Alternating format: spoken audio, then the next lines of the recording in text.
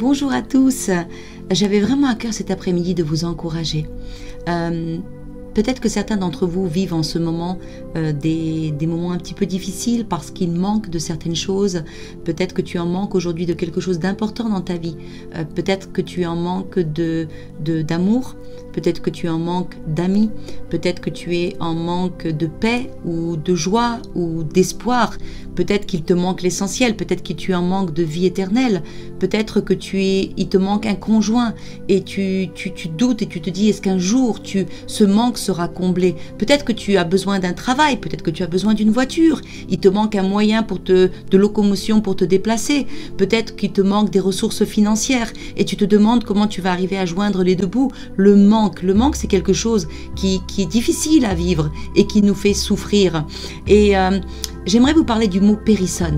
Je ne sais pas si vous avez déjà entendu ce mot. Le mot périsson vient du grec et il signifie abondance. On retrouve le mot périsson dans le chapitre 10 de l'évangile de Jean et le verset qui nous dit « Le voleur ne vient que pour voler, égorger, détruire » en parlant du diable. « Mais moi, dit Jésus, je suis venu afin que mes brebis aient la vie et qu'elle l'ait en périsson, qu'elle l'ait en abondance. » C'est-à-dire que non seulement Jésus veut que nous ayons la vie, mais il veut que nous l'ayons en abondance, en excès, en quantité qui dépasse largement tout ce dont nous pourrions avoir besoin. La Bible nous dit que Dieu est ainsi. C'est un Dieu généreux. C'est un Dieu qui aime donner. C'est un Dieu qui est abondant. Et il possède déjà en provision dans sa réserve tout ce dont nous pourrions avoir besoin. Alors j'ai une question pour toi. Et si tout ce dont tu avais besoin existait déjà? C'était déjà disponible quelque part, en Dieu. N'est-ce pas que cela serait tellement réconfortant de savoir que en Dieu, tous mes manques peuvent être comblés? La Bible, toute la Bible nous parle de l'incroyable périsson, de l'incroyable abondance de Dieu. Quand Dieu fait les choses, il les fait toujours en abondance, en excès, de manière magnifique, de manière généreuse. Quand il a créé le monde, il nous a créé un monde exceptionnellement beau. Quand il a pourvu aux besoins du peuple dans le désert, eh bien, il lui a donné en abondance de la manne et des cailles pour se nourrir. Quand Pierre jette le filet sur la parole de Jésus, eh bien, il le ramène et le filet, non seulement il contient du poisson, mais il contient tellement de poissons qu'il est prêt à se rompre. Parce que quand Dieu pourvoit à nos besoins, il veut pourvoir avec générosité, avec abondance. Pourquoi toujours cette extravagance? Pourquoi tant d'abondance vient de Dieu? Tout simplement déjà premièrement parce que Dieu a en réserve toutes choses, tout lui appartient, tout l'or, tout l'argent, tout ce dont nous pouvons avoir besoin, Dieu l'a déjà en réserve, tout lui appartient. Et la deuxième chose, c'est que Dieu aime à être généreux. Dieu aime combler nos besoins. Dieu aime donner à ses fils et ses filles parce que c'est sa nature. Il est généreux. Et sachez qu'à chaque fois que nous sommes généreux dans nos actes, dans le don de nous-mêmes envers quelqu'un, à chaque fois que nous faisons preuve de générosité, eh bien quelque part, eh bien nous incarnons la nature de Dieu. Dans la Bible, nous voyons qu'il y a plus de 20 noms donnés à Dieu. On l'appelle Elohim, le Dieu créateur, puissant, fort. On l'appelle El Shaddai, le Dieu tout-puissant. On l'appelle Yahvé Rapha, l'Éternel qui guérit. On l'appelle Yahvé Shalom, l'Éternel notre paix. Et on lui donne aussi le nom de Yahvé Jireh, l'Éternel qui voit et l'Éternel qui pourvoit avec abondance. Dieu ne connaît pas le manque. Dieu ne connaît pas la pénurie. Dieu ne se retrouve pas devant une situation où « Oh, j'ai pas ce qu'il faut ». Non, Dieu a toutes choses en abondance dans sa réserve et dans sa provision. En Dieu, tout est déjà là. Tous tes besoins en Dieu peuvent être déjà comblés et sont déjà comblés. Parce que tout ce dont tu pourrais avoir besoin aujourd'hui ou demain, Dieu le possède. La joie, la paix, la vie éternelle, le courage. Peut-être que tu as besoin de courage aujourd'hui pour faire face à ta situation. Dieu l'a en réserve pour toi. La force, peut-être la santé, peut-être as-tu besoin de pardon ou d'un conjoint ou d'un travail ou d'un ami, une direction peut-être. Eh bien, Dieu possède dans sa réserve ce dont tu as besoin. Il suffit que tu le lui demandes et que tu lui fasses confiance et que tu crois qu'il est le Dieu généreux, le Dieu Jéhovah Jireh, l'Éternel qui pourvoit. eh bien Dieu possède toutes choses. Il n'y a pas d'espace-temps avec Dieu. Même ce dont tu pourrais avoir besoin demain, il le possède déjà aujourd'hui. Dieu est tellement puissant qu'il appelle à l'existence les choses qui ne sont pas, comme si elles étaient déjà là. Et il veut le faire pour toi, parce qu'il t'aime, parce qu'il est concerné par tes besoins. Parce que quand tu souffres, eh bien Dieu souffre et il sent ce que tu sens dans ton cœur. Or, à celui qui peut faire, par la puissance qui agit en moi, en toi, abondamment, au-delà, périssonne de tout ce que tu peux demander ou penser, à lui soit la gloire. Alors, à quoi est destinée en priorité cette réserve abondante de Dieu, inépuisable?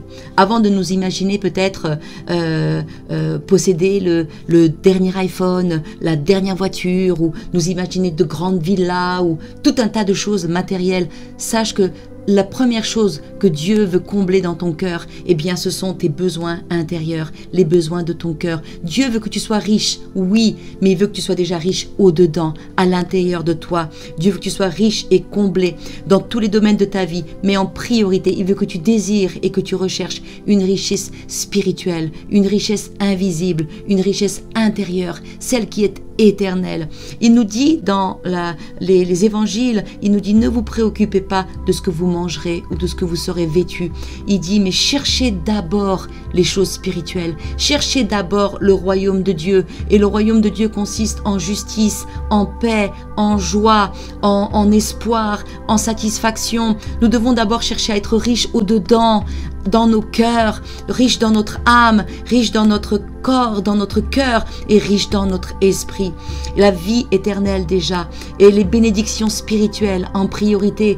Dieu veut que tu sois riche spirituellement, des dons spirituels, de la paix de Dieu, de l'espoir, du Saint-Esprit qui abonde en toi, de ces fleuves d'eau vive qui jaillissent de ton cœur. C'est ça premièrement que Dieu veut te combler en abondance pour que tu débordes. Il veut que tu aies la victoire sur le péché, sur les oppressions, sur les peurs, sur tout ce qui t'empêche d'être heureux et d'être fort dans ta vie. Dieu veut que tu recherches ces richesses-là en priorité.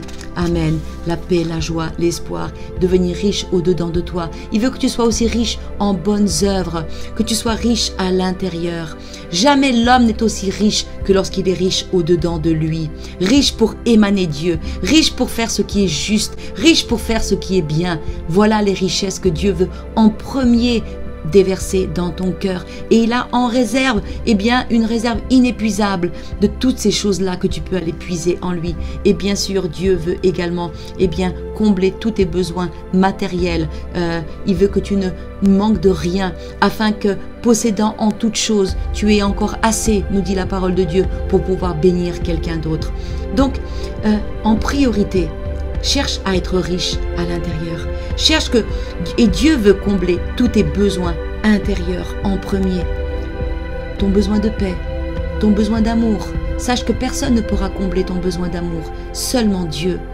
Des hommes peuvent peut-être te rendre heureux, des amis peuvent peut-être combler ton besoin d'affection, mais vraiment ce besoin d'amour, ce vide qu'il y a au fond de ton cœur, personne ne pourra le combler complètement si ce n'est Dieu lui-même. Alors cherche déjà toutes ces richesses-là en priorité. Alors le secret également pour pouvoir avoir accès à cette provision inépuisable de Dieu, ces greniers de richesses, le secret c'est de rechercher le donateur avant de rechercher le don lui-même. Vous savez, aucun parent, aucun père, aucune mère n'aime être aimé par ses enfants simplement pour toutes les choses qu'elle peut leur donner. Elle veut être aimée. Les parents veulent être aimés en priorité pour ce qu'ils sont, n'est-ce pas? De la même manière, Dieu veut que nous l'aimions en premier pour lui, pour ce qu'il est, que nous cherchions à l'aimer davantage, que nous cherchions à le connaître davantage, que nous le recherchions lui en premier avant de rechercher toutes les choses qu'il pourrait nous donner. Pour ceux qui l'aiment, pour ceux qui s'attachent à lui, Dieu a en réserve des richesses, des ressources illimitées, des faveurs non méritées, des semences qui se multiplient, tout ce dont tu as besoin et encore bien plus. 1 Corinthiens 2, 9 nous dit: ce que l'œil n'a pas vu, ce que l'oreille n'a pas entendu, ce qui n'est pas monté au cœur des hommes, Dieu l'a préparé pour ceux qui l'aiment. Dieu veut donner à tous ceux qui le recherchent abondamment au-delà de ce qu'ils peuvent même demander ou imaginer. Selon ce qu'il est écrit, il fait des largesses, il donne aux indigents, sa justice subsiste à jamais. Celui qui fournit la semence au semeur et du pain pour sa nourriture, vous fournira à vous et vous multipliera la semence. Il augmentera les fruits de votre justice. Vous serez de la sorte enrichis à tout égard pour toute espèce de libéralité. Donc Dieu veut que tu puisses puiser dans son périsone, dans sa réserve, que tu puisses puiser, dire Père, j'ai besoin de ceci ou j'ai besoin de cela, j'ai besoin que tu me remplisses de plus de paix, de plus de joie, j'ai besoin que tu m'accordes plus de dons pour que je puisse moi-même être une bénédiction pour quelqu'un. Accorde-moi que je puisse donner. Voilà la raison pour laquelle Dieu veut vous bénir. Alors, comment avoir accès à ce périsone de Dieu?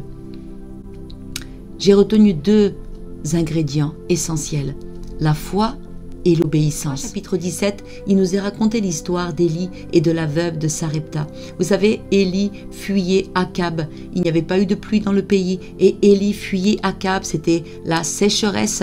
Et donc Dieu lui avait dit d'aller à Sarepta, une ville. Et il a dit là-bas à Sarepta, eh bien j'ai demandé à une veuve de te nourrir.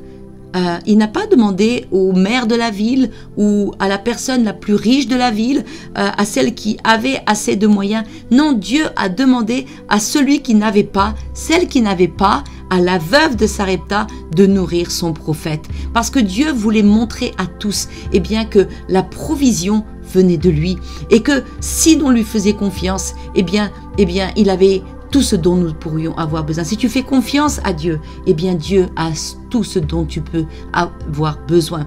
Et donc Élie est arrivé et il a vu cette veuve et il lui a demandé à boire et il lui a demandé qu'elle lui fasse avec un gâteau et à boire. Et la veuve lui a dit mais tu sais quoi, nous n'avons juste un tout petit peu, c'est juste assez pour mon fils et moi. Je m'apprêtais à lui faire une galette, un gâteau et ensuite nous allons mourir. Mais Élie lui a dit fais-moi confiance. Si tu obéis, si tu crois et que tu obéis, eh bien tu ne manqueras jamais de provision. Et c'est ce qu'elle a fait. Elle a confectionné un gâteau pour le prophète. Elle lui a donné à boire. Et à partir de là, on nous dit que la farine n'a jamais manqué dans son pot et que l'huile n'a jamais manqué dans sa cruche. Parce qu'elle a cru et parce qu'elle a obéi. Je me demande toujours que se serait-il passé si elle avait refusé d'obéir. Certainement qu'elle serait morte dans cette sécheresse. La foi et l'obéissance au commandement de Dieu ouvre l'accès aux bénédictions, ouvre la porte au grenier de Dieu, ouvre la porte à toutes les réserves de Dieu. Derrière cette porte, il y a les réserves de Dieu pour ta vie. Tout ce dont tu peux avoir besoin, que ce soit un conjoint, que ce soit un bien matériel, que ce soit des besoins spirituels, que ce soit des besoins émotionnels, eh bien tout est à ta disposition. Mais Dieu te demande de croire, de lui faire confiance. Éphésiens 1,19 nous dit qu'elle est envers nous qui croyons l'infinie grandeur de sa puissance. Vois-tu, si tu crois en Dieu, si tu lui fais confiance, si tu viens à lui comme un enfant vient vers son papa et qui dit papa, Abba, Père, tu sais combien je suis un peu seul en ce moment, pourvois à mon besoin, aide-moi à trouver un ami ou une amie. Abba, Père, j'ai besoin de ta joie dans mon cœur. Abba, Père, j'ai besoin de paix, mon âme a besoin de plus de paix. Abba, Papa, tu vois que j'ai besoin d'un moyen de locomotion, tu vois que j'ai besoin d'une voiture, aide-moi Seigneur. Si tu crois, eh bien, tu verras que envers nous qui croyons, sa grandeur et sa puissance sont infinies. Et quand tu crois, eh bien, tu seras prêt aussi à obéir. L'obéissance est un signe extérieur de ta confiance totale en Dieu. Alors, en conclusion, j'aimerais te dire, quel est ton besoin? Quel est ton manque aujourd'hui? De quoi as-tu besoin? Dieu a tout en provision, en réserve. Si tu as besoin de courage, il en a dans la réserve. Si tu as besoin de force, il l'a aussi. Si tu as besoin de délivrance, sa puissance agissante est là pour te délivrer. Si tu as besoin d'un conjoint, d'un travail ou de quoi que ce soit, eh bien Dieu a déjà tout en réserve. Il est Jéhovah Jireh. Il est celui qui pourvoit parce qu'il a tout entre ses mains. Tout lui appartient et Dieu veut te donner en abondance. Alors, crie à ton Père, aie confiance en lui et aie foi en lui parce qu'il veut te bénir.